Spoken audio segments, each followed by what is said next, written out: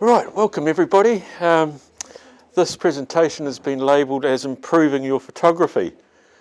Well, it is sort of, but you can see I've given it a different title, Making Photographers. If you want to learn how to use your camera and make great photos, join the Camera Club. Come along to their meetings and you'll learn how to use the camera, all about exposure, focus, composition, presentation of your photos, processing your photos, and you'll end up making, I'm sure, some great photos like the ones you see displayed here. Some of the greatest photos I've found have been people who've only just been into it for a few weeks or a few months. They come at the topic real fresh, you know, and are enthusiastic and make great photos. But you can always improve the skills of making photos. But what I'm going to talk about is something more fundamental, becoming a photographer. What it means to be a photographer, and when you become a better photographer, you're going to make better photos. So that's what this presentation is about. This is a statement by one of my favourite writers on photography, Susan Sontag. She was the partner of Annie Leibovitz, that great American photographer. She died quite some years ago. And in her little book on photography, she says, photographs are really experiences captured. That to me is the best definition I have ever found of what a photograph is. A photograph is an experience captured. And there are different ways of coming at this. The photograph records the photographer's experience. You know what it's like? You see a magnificent scene or an interesting person. What you're capturing is your experience of that. And sometimes you might already have the experience before you click the shutter. You should do. And you go, oh, wow, that's interesting. I haven't seen something like that before. So the picture itself captures your experience. It also captures the experience of the subject. And so you might see somebody who's looking happy or sad or angry or who's involved in some activity, and you're capturing their experience. And I'll go into this a lot more. The other thing is, when someone looks at your photograph, they have an experience. They might have a completely different experience than what the photographer had, but they'll look at the photo and go, gosh, I recognise that as something which is peaceful or disturbing or, it evokes an emotion in the viewer. And all good photos are experiential. All good photos evoke an experience for the viewer. And it might not just be one up here, like, oh, that's a car going along the road.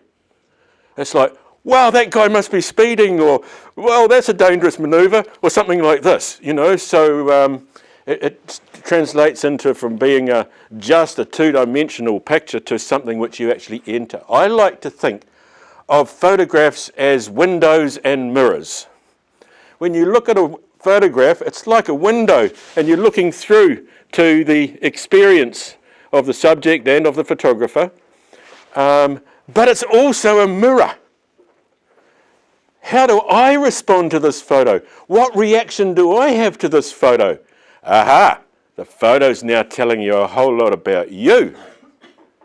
And this is an incredibly effective way for coming to understand the way we see things and how we appreciate them. Photography is for making connections. And the first connection we make is with ourselves. The second is with others when we take photographs of other people.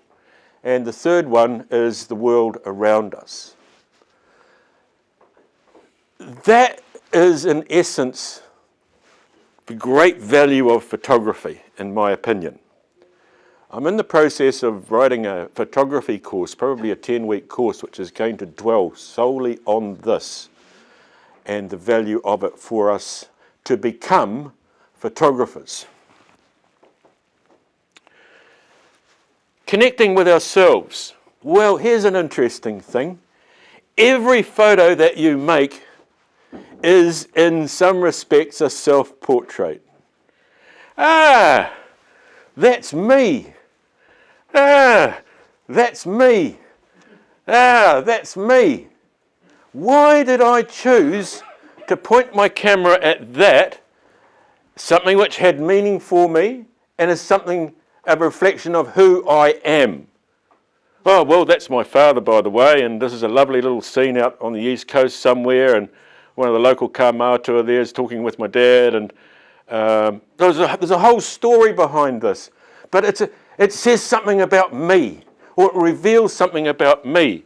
This one I did the weekend before last up Mount Ruapehu, and I saw this family sort of camping there having lunch, and I thought, wow, I love this. I love doing this thing myself. And so why do I like the picture? Why did I make the picture? Because I could really relate to the wonder of being out in the wild and being in the place which I love, camping. And I'm not too sure about the self-portrait aspect of this one here.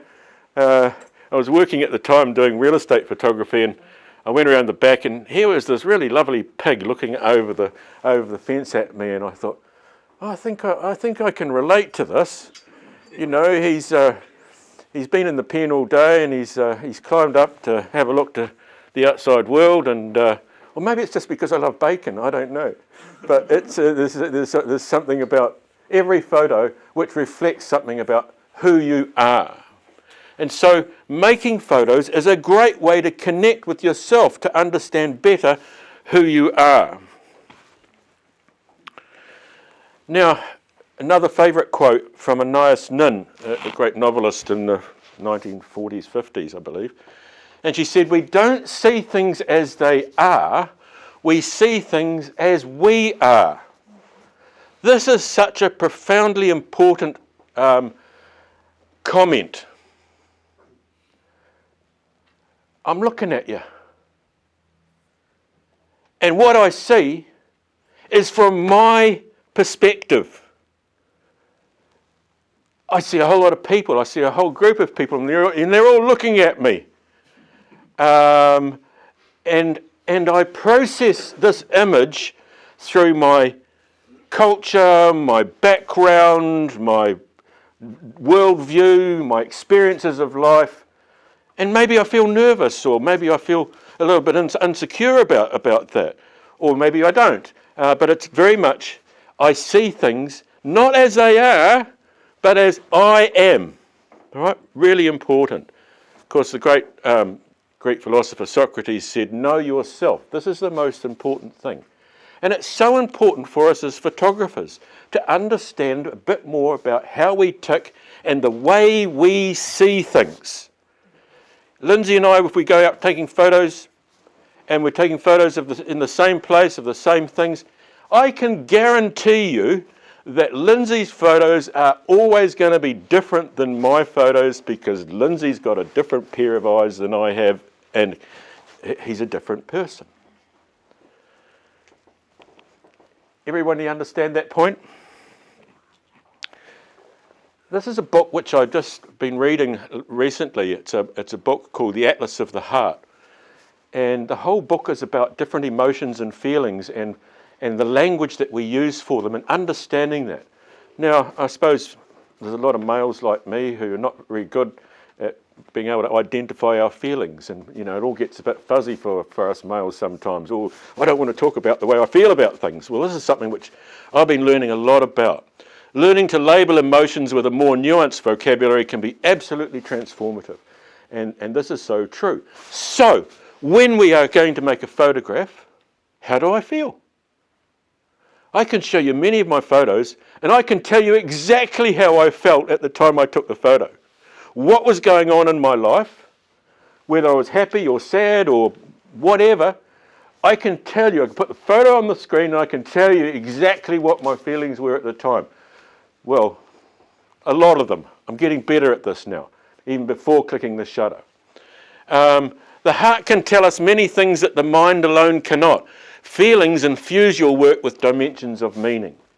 And you will find that all of the great photographers that I've read and listened to, they all stress the importance of making this connection with our subject on an emotive level. It gives depth to your photos, believe it or not. You know, it's not just like, look, I tell you what, join the camera club, go out on trips, enter competitions, but make photos for yourself, not for a competition judge or just to show other people. Make photos which express something of who you are, and you'll find those photos have a great deal more depth to them for the viewer and certainly for yourself. The greater the range of emotions that you permit yourself to feel and show, the greater is your receptivity to what you see before the viewfinder. Explore different worldviews. And the greatest discovery for me, and the thing which has given me the greatest meaning and understanding of reality, is through early Taoist philosophy Taoist philosophy in the 6th century BC, Zen Buddhism, and particularly the perspective of the philosopher Alan Watts on all of this. And I've found now that there are so many books which use Taoism and Zen as the basis for increasing our awareness of the world around us. Seeing beyond just seeing. So you come to the subject with a great deal more insight as to what it is and the connections that exist there. So this course which I'm developing, we'll probably spend a little bit of time on that. But there's many resources on changing the way you think about things. If you change your thoughts, you change your life and your whole perspective on your life. Connecting with others. Well, this is something I'm really passionate about. The camera is a catalyst for connecting with other people. So I know some of you might find it difficult just to go up to somebody on the street and make a photograph of them, or people in general. I've been into black and white film photography for a while now, and this is one of my favourite little cameras. And so I just put this around my neck, and I go up to complete strangers and I say, look, I've got this old film camera. I'm wondering if you'd be okay about me taking some photos of you. Oh, yeah, okay, why not? But before you start taking photographs, you always have a little conversation. You know, where you're from, you know, something about their family or their work or something or other, so that you develop some rapport. You start to make the connection. This has been the initial connection. The next part of the connection is, hey, look, you're looking, yeah, that's good, just there, that'll be cool. Click, click, and have you have a bit more of a talk about it. Say, oh, I'm really sorry, I can't show you the picture on the back because it's an old film camera. I have to wait a few weeks before I see the photo. And then some of the people say, oh gosh, I can remember my dad had a camera like that. Or I once upon a time worked in a camera store processing film. You have all sorts of conversations which come out of it. And at the end, you've actually connected with that person on a level which I will say is both therapeutic for you and for them. And because they are coming to know themselves a little bit better by the interaction which you've had with them. And that relationship which you're establishing with them actually enriches your life really big time as well. I think you can all relate to what I'm saying. And so, if at the end of the day, you didn't have a film in the camera, or you didn't actually take any photographs, the whole experience was great. In my work as a portrait photographer, I've often had people in the studio and I've had a photography session with them. And at the end of it, they might ring up 20 minutes later and say, look, Mark, that was just a great experience. I had a great experience. So it doesn't really matter what the photos come out like at the end of the day. They've gone away with an experience of connection with me as the photographer and with themselves in the interaction that I have given back to them in the process of making the photographs. This photograph here is one of the first portrait photos I did with digital. The girl's name was Tania Bell when I lived up in Helensville. And oh wow, I was just so amazed by this look and her deep penetrating eyes. We did photos and that led to me spending maybe 6 hours doing a whole lot of different photos of her, where she really gained so much self-confidence and understanding who she was. And she's still a great friend of mine today. We communicate often. I spent some time with Ross Mitchell-Anyon back in the day when he was doing his pottery and what have you. And then I eventually said to Ross, look, I'd really love to do some photos of you. We developed a bit of a relationship, but this is probably what I think is, and others think is the best photo that's been taken of Ross. I love going down the market. It helps to put $5 in his little hat. Yeah, just making that connection with people which you don't ordinarily maybe connect with in everyday life. And this is so meaningful. It's meaningful for them and it's meaningful for the photographer.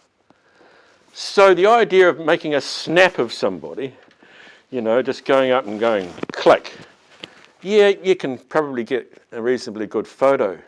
But if you really want to get the one of the million different great expressions that a person has which reflects who they are.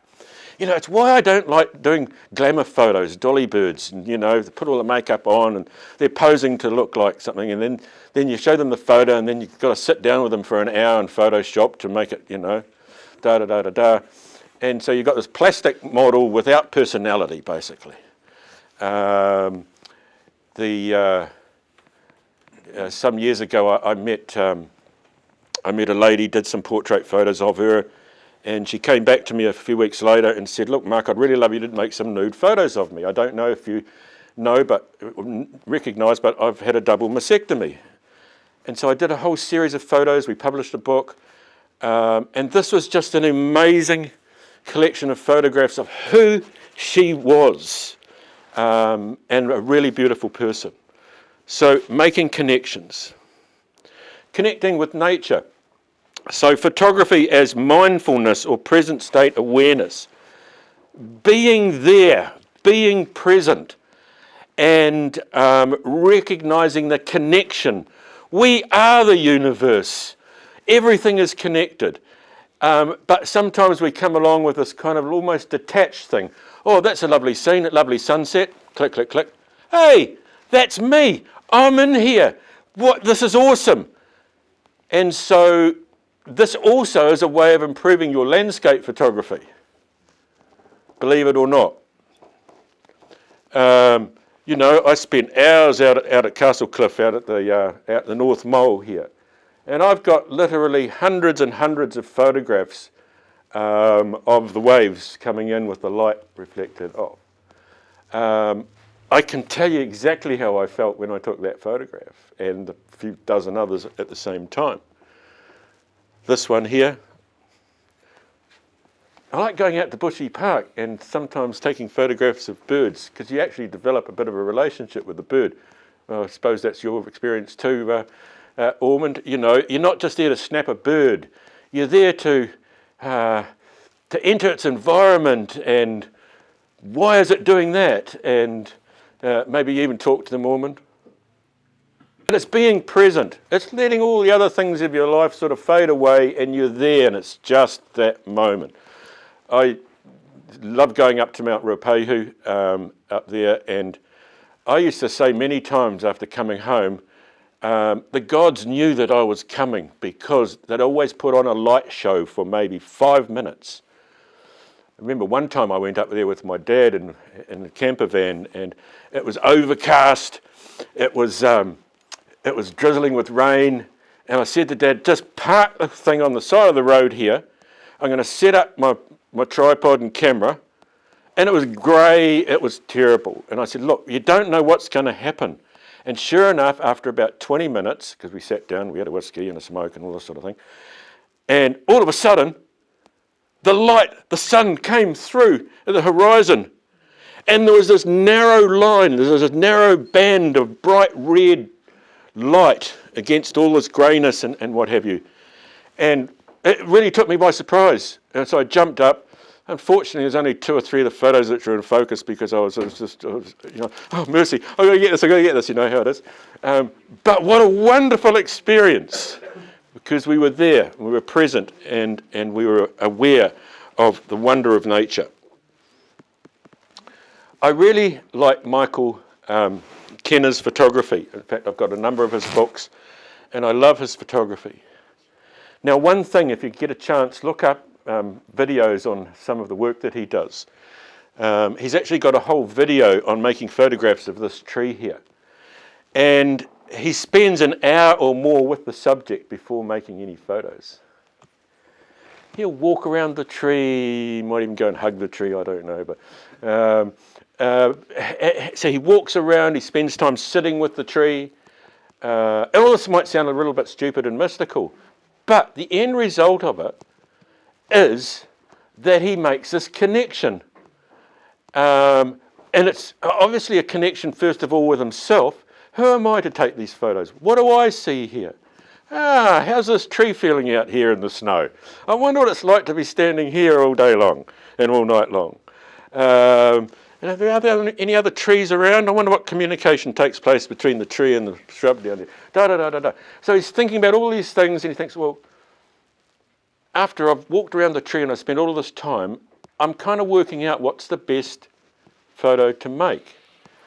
And look, he is probably one of the greatest photographers, in the last 50, 60 years. If you get a chance, look up his work. It's absolutely magnificent.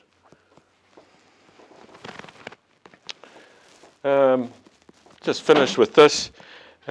This is a great quote by this Indian photographer, magnum photographer. Either you capture the mystery of things or you reveal the mystery. Everything else is just information. I kind of quite like that. This here, by the way, is one of his photographs. Can you connect with that? Can you identify yourself with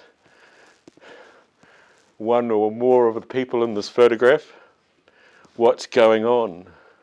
There's a kind of a peace and tranquility, as well as also mad rush. There's order and chaos. Yes, and I wonder what news is being read from those newspapers, and I wonder where they're all going and where they're all coming from.